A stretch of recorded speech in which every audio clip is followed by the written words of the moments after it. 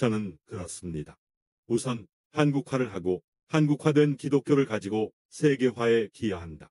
여태까지의 세계화는 서양의 중심이 돼서 해왔기 때문에 그것을 일단 한국화를 하고 그러고 나서 충분히 한국의 전통과 역사적인 체험에 바탕을 둔 기독교가 일단 열어지고 나서 그것을 통해서 세계에 기여하는 그러한 세계화 쪽으로 가는 것이 순서라고 생각합니다.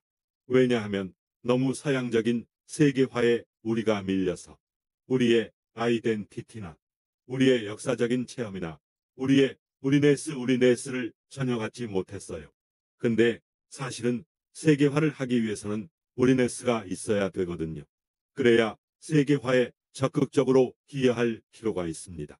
그런데 우리 것이라는 거, 그 한국적이라는 것이 무엇이냐라는 것에 대해서 저는 조금 좀 달라요.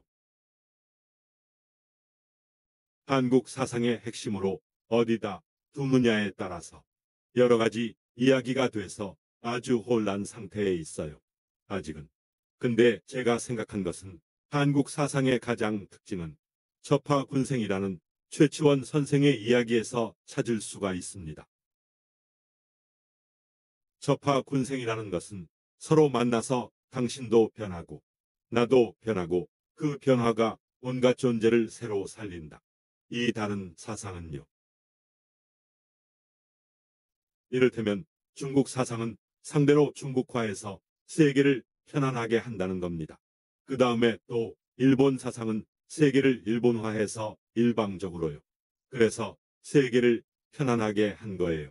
그 다음에 기독교는 세계를 기독교화해가지고 이때까지의 전통적인 기독교는 세계를 편안하게 한다.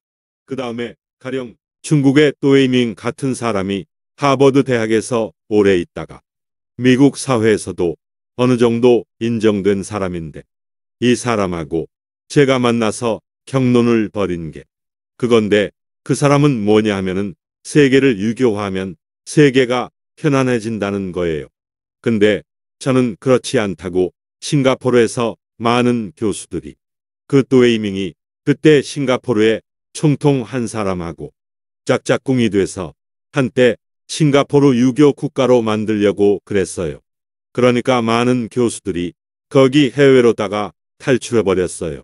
근데 그때 그 오스트레일리아의 뉴사우스 대학이라고 하는 데가 있는데 거기에서 만난 싱가포르의 대학 교수 지금 오스트레일리아로 망명했죠. 근데 그 사람이 얘기하는 것이 바로 왜 싱가포르를 유교화해야 되느냐고. 싱가포르의 좋은 점은 여러 종교가 서로 공존해서 서로 돕고 해서 싱가포르를 활성화해가지고 다이나믹한 발전을 하고 있는데 그걸 몽땅 다 유교화하면 어떻게 하느냐고. 그런데 그와 마찬가지로 기독교가 좋은 점도 있었지만 로마 제국의 이데올로기를 어느 정도 받아들여가지고 로마 제국화하면서부터 세계를 기독교를 일원화하면 된다고 생각을 하는데 저는 그렇게 생각 안 해요. 한국의 사상의 특징은 접합 서로가 만나서 서로가 변화를 해서 서로가 변화하면 세계 전체를 더 활성화시킨다. 생명을 새로이 부여해서 그래서 모든 것을 생명을 더 활성화시킨다고 하는 그런 생명론적인 면이 한국 사상의 특징이라고 저는 봅니다.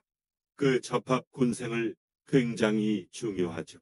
이게 그런데 타석 선생이 어느 정도 이거를 그분의 말과 글 속에서 나타냈느냐 할 때 저는 역시 그분의 그 귀한 점도 있고 아직 한계가 있다는 생각입니다.